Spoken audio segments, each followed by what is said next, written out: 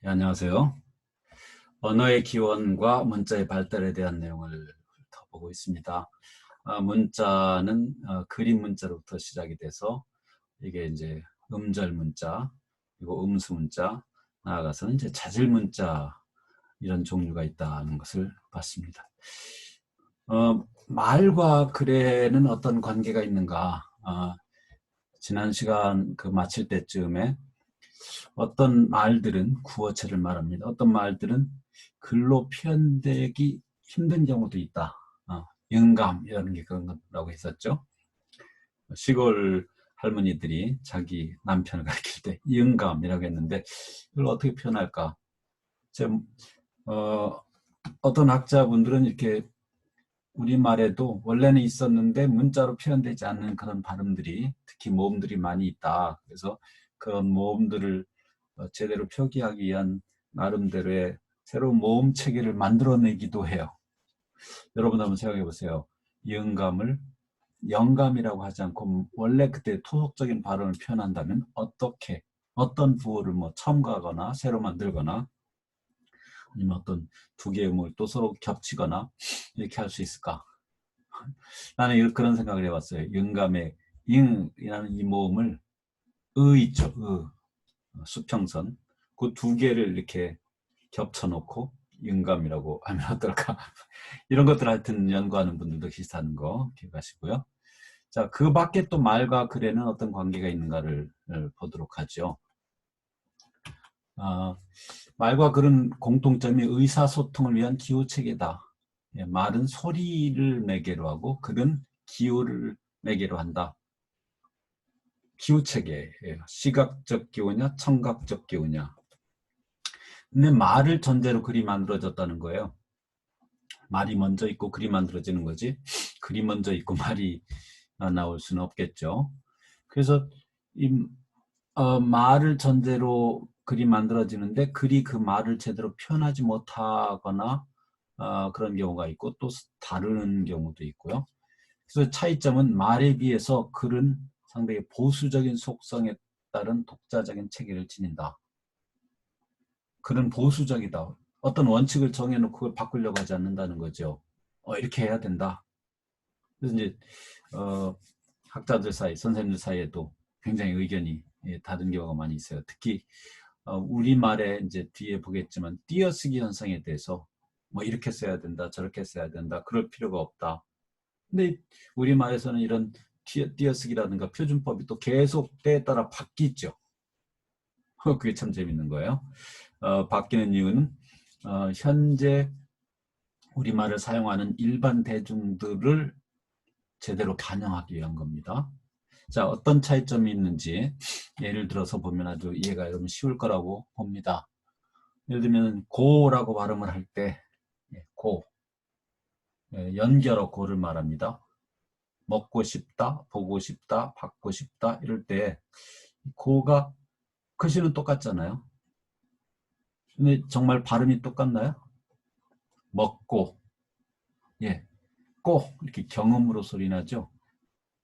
먹고. 그럼 어떤 분 이거는 기억 두 개가 합해졌다 그래서 꼬다라고 하는데 보고 이거는 앞에 없으니까 그냥 평범한 고고요. 그렇다면 이거 어떻습니까? 받고 받고 합해진 게 아니잖아요. 그런데도 경음으로 소리가 나요. 받침이 있느냐 없느냐 또 받침의 종류가 뭐냐 이런 거에 영향을 받는데 이런 것도 어떤 분들은 소리 나는 대로 쓰자. 먹고라고 쓰자. 받고라고 쓰자. 이렇게 주장하는 분도 있지만 그건 참 너무 혼란스럽겠죠. 그래서 글자는 뭔가 같은 기능을 하는 것이면 같은 표현을 쓰려고 합니다. 설사 진짜 실제 발음은 다르다고 하더라도 같은 기능이면 같은 표현을 쓴다라는 원칙이에요. 근데 이 원칙이 100% 지켜지지는 않습니다. 발음에 대한 얘기였고요. 조사, 와, 과, 예, 영어의 with에 해당되는 건데 요거하고 하고하고는 어떤 차이가 있는가? 쓰임에 있어서 격식에 있어서 똑같은가? 이런 걸 생각해 볼 수 있어요. 시장과 예, 뭐 대전시장 이런 시장을 말합니다. 시장과 담화를 나눴다. 시장하고 담화를 나눴다. 여러분 똑같게 느껴집니다. 느낌이 똑같게 느껴집니까? 철수하고 다 얘기를 했다. 철수와 얘기를 했다. 둘 다 괜찮은데 하고 과는 어떤 차이가 있는 것 같아요?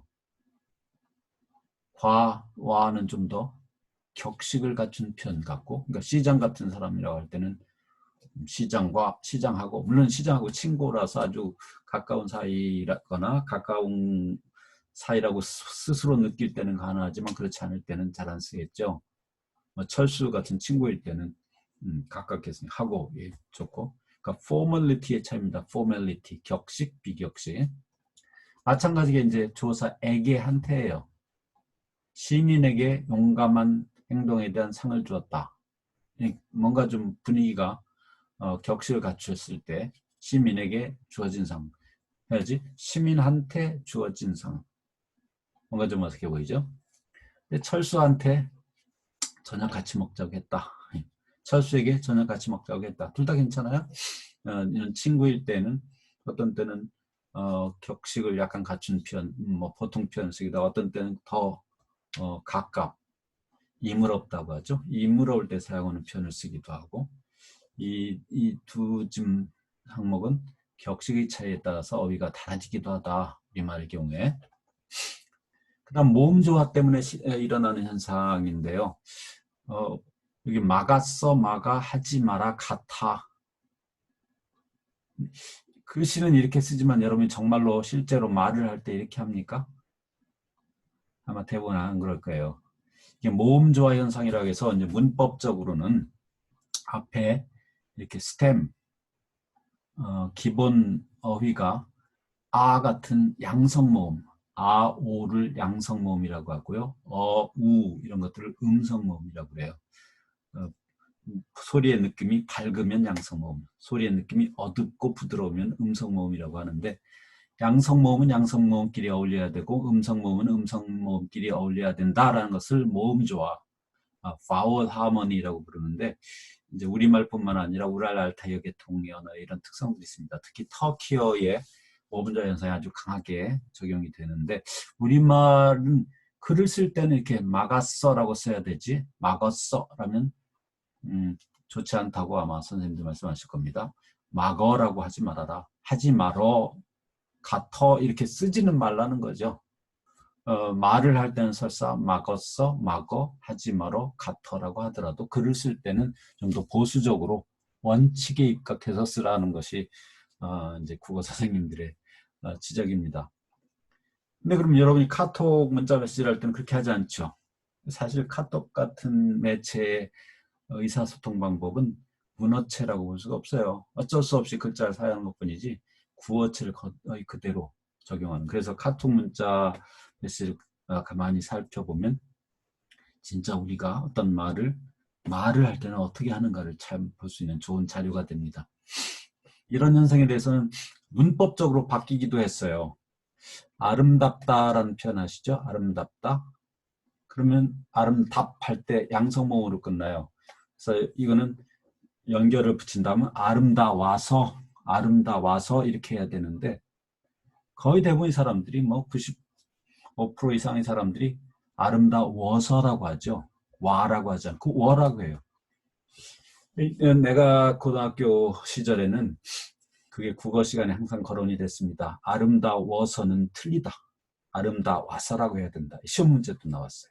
그런데 내가 고등학교를 지나서 뭐 2, 3년 만에 한글 맞춤법이 바뀌었어요. 아름다워서가 맞다. 이게 왜 바뀌냐면 언어 표현, 특히 글자 시스템이라는 것은 그 언어를 모국어로 쓰는 일반 대중의 모습을 반영하는 게 글자 시스템이고 문법 시스템입니다. 그래서 이렇게 때로는 바뀌기도 한다. 그런데 이 모음자 현상이라는 것은 우리말에는 상당히 깨져가고 있는데 어떤 경우에는 또 철저히 지켜지기도 합니다. 도와서, 돕다의 오는 양성 모음이에요. 그래서 도와서라고 하고 구어체도 그렇게 쓰지 이거를 도워서라고 하지는 않죠. 그러니까 아름다워서는 모음조화가 되지 않는데도 맞는데 도워서는 모음조화를 지키지 않기 때문에 여전히 틀린 걸로 취급이 되는. 그래서 글자 시스템과 구어체 발음과는 상당한 괴리가 있다. 그래서 이제 이런 것들이 때로는 이제 글자 시스템에도 반영되기도 하는데 상당한 시간이 지나서 언어 대중들이 많은 대중들이 그쪽으로 표현이 옮겨갔을 때다라는 거예요. 우리말은 그래도 문자와 발음이 거의 비슷한 언어입니다. 뭐 우리말도 항상 똑같지는 않다는 게 이런 것도 있지만 또 다른 게 여러분이 많이 배웠지만 뭐 다른 언어 현상들이 많이 의문 현상들이 많이 있잖아요. 예를 들어서 독립문이라고 써놓고 독립문이라고 읽어요. 소위 자음접변이라는 현상인데 자음이 이렇게 가까이 붙었을 때 서로에게 영향을 주어서 발음이 바뀌는 시스템인데 그래도 우리는 그런 정도는 이해를 하면서 독립문이라고 들어도 쓸 때는 독립문이라고 쓸 줄 압니다. 근데 영어는 철자와 실제 발음이 그 문자 발달의 과정을 거치면서 상당히 많이 달라진 경우가 많이 있는데요. 그 예들 knife, K, E 발음이 안 되죠. 그리고 E도 I로 발음이 됐어요. knife. 네, 여기 이제 divine하고 divinity를 또 비교하면 그렇습니다. divine, 여기 파랑색은 I라고 발음이 되는데 knife일 때처럼 ITY가 붙으면 영향을 받아서 divinity예요. I로 발음됐던 게 E로 발음됐어요. divinity. 이렇게 비슷해 보이는 단어의 발음이 아주 모음의 발음이 상당히 다른 경우가 영어는 참 많이 있습니다. 그래서 제가 영어 공부를 할 때 발음에 있어서 처우기에 상당한 어려움을 겪는 게 이렇게 철자와 실제 발음이 차이가 많기 때문입니다. 여기 뭐 name, that 이런 경우도 똑같은 A인데 발음이 상당히 다르죠. 이런 것들이 그 영어의 철자 시스템에서 상당히 문제이기 때문에 일부에서는 영어의 철자 시스템을 개선해야 된다. 특히 미국에서 그런 운동하는 사람이 있어요. 영어의 철자 시스템을 발음 나는 대로 바꿔야 된다. 그러니까 예를 들어서 나이프에 K를 여기다 왜 넣느냐? 빼버리자. 진짜 소용이 되는 철자를 넣자라는 그런 주장을 하는 단체들이 많이 있는데 사실 그런 단체의 주장으로 인해서 언어가 바뀌지는 않습니다. 언어라고 하는 것은 일반 대중의 표현이 대다수의 그 경향이 바뀌어야지만 그게 반영될 수가 있어요. 자, 피카소의 그림은 문자인가라는 질문을 1차 시에 썼는데 어떻습니까? 일단 문자라고 하는 것은 기준이 뭐예요? 하나의 기호에 하나의 의미 1대1 대응이 돼야 된다고 했죠. 피카소의 그림은 그럼 다른 화가들의 그림과 다르게 어떤 그림이 나타내는 메시지가 거의 정해져 있느냐 이걸 봐야 되겠고 또 다른 하나는 이 모양이 우리 이제 문자가 발달하는 과정을 보면 그림 문자에서 표의 문자, 표 문자, 음수 문자, 자질 문자 이렇게 발전돼 왔다는 걸 보셨는데 그 모양 자체, 그림 모양이 과연 문자를 담고 있는가 하는 것들을 보는 거예요. 이 피카소의 다양한 인물 그림 또 기하학적 그림들이 있는데요. 누드 그림만 봐도 처음에 상당히 구상 있는 그들의 표현에 가깝다가 여기에 단계에 이르러서 입체감이 좀 보통과 다르죠. 특정 부위가 너무 강조되어 있기도 하고 또 여기 이제 마주 요 그림을 보시면 상당히 다르다는 걸 예, 여기를 보시면 얼굴의 모양이 여기 사람하고 이 사람하고 완전 다르죠. 평면적으로. 보통의 일반 자연계에서 보는 그런 모습이 아니에요. 뭔가 변화를 주고 있어요. 그림이 픽토그램이 되듯이 또 픽토그램이 진정한 문자가 되듯이. 그 다음 이제 아까 조금 전에 있었던 그림 중에 하나인 요 그림 등나무 의자가 있는 정물 요 그림을 보면 더 특이한 점이 등나무 의자가 있고 물건들이 쭉 이렇게 놓여져 있는데 물건들이 일반적인 평범한 모습이 아니죠. 뭔가 기하학적인 소위 피카소의 입체파와 그런 큐비즘의 성격을 이제 조금씩 보이고 있는 모습입니다. 그래서 그런 점에서도 아까 그림 문자가 되고 이게 그 상형 문자가 돼서 표의 문자가 되듯이 그냥 그림 자체 자연 그 자체의 모습보다는 뭔가 기화돼 가는 현상을 볼 수 있고요. 특히 이 작품 설명, 제가 뭐 미술 작품을 뭐 잘 안다고 볼 수가 없습니다. 그래서 어떤 분의 설명에 따르면 여기 JOU라고 돼 있는데 이게 불어로 뭐 잡지를 journal이라고 한답니다. 영어도 똑같네요. 영어도 journal인데 여기 보시면 JOU라고 글자가 적혀 있어요. 그림의 글자를 써놨어요. 그림으로 표현해야 되는데. 그러니까 이 사람의 생각은 이 그림에선 적어도 이런 거 하나도 글자일 수도 있고 이 글자도 그림일 수도 있고 그림과 글자의 경계가 굉장히 모호하게 표현된 그런 작품, 의도적인 작품이 아닌가 생각을 해봅니다. 그렇다면 피카소의 그림 과연 문자일까? 뭐 이 사람의 그 초기 작품이냐 후기 작품이냐에 다르겠고 또 뭐 작품마다 다르겠지만 적어도 피카소의 그림에는 문자적인 요소가 다분히 들어있다는 것은 우리가 알 수 있겠습니다. 자, 음절 문자라는 얘기를 했는데 음절 문자가 과연 무엇인지를 좀 더 여러분이 자세히 알면 좋을까 해서 이 그림을 보였습니다. 음절이라는 것은 그 그림 하나하나 이제 이렇게 구체적인 그림일 수도 있고 아니면 아까 좀 더 단순화된 그림일 수도 있어요.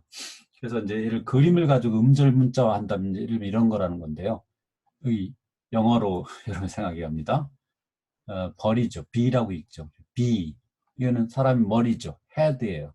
두 개를 합하면 이게 B라는 음절과 head라는 음절이 합해져서 behead. 목을 벤다. 이런 뜻이죠. 또 뭐 line이라든가 leaf. 이 leaf.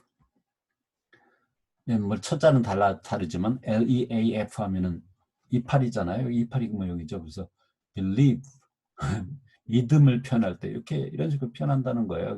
behold 망치를 잡고 있는 거. beehive hive가 벌집이라는 뜻이죠. betray 배반하다를 tray 쟁반을 써서 발음만 차용한 겁니다.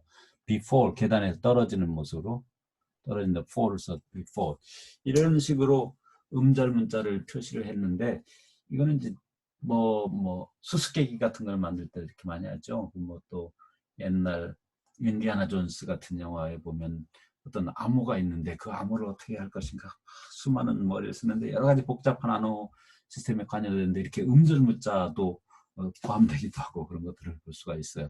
옛날부터 음절 문자를 많이 사용했다는 게 여러 역사에서 있는데 우리나라에서도 한글이 창제되기 전에는 한자를 가져다가 때로는 발음을 차용하고 때로는 의미를 차용해서 결합해가지고 어떤 의미를 나타냈던 그런 문학 표현들이 많이 있었죠. 그래서 음절 문자로 된 이제 문장 같은 걸 여러분이 생각할 수 있는데 이게 좀 때로는 수수께끼예요.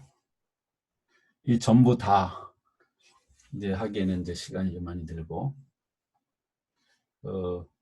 나도 이걸 뭐 텍스트에서 가져오긴 했는데 그 텍스트에도 답이 없습니다. 그래서 여전히 생각 중인데 적어도 2개는 푼 것 같아요. 나머지는 여러분이 아주 잘 풀 거라고 생각해요. 이런 거예요. A에 이게 눈이죠. 다 이제 영어 교재에서 나온 건데요. 원본이 영어 교재인데 I라고 하죠. 눈을. 근데 이 I가 우연히 또 나라는 단어와 발음이 같죠. 그러니까 보통 음절 문자는 뜻을 차용하기도 하고 음성을 차용하기도 하는데 많은 경우에 음성을 차용한다고 보면 됩니다. I, 나라는 의미라고 보시고 이거는 뭐예요? 사랑한다는 표현을 이렇게 많이 쓰죠. love라고 봅시다. 그러면 이거는 뭐냐? 양인데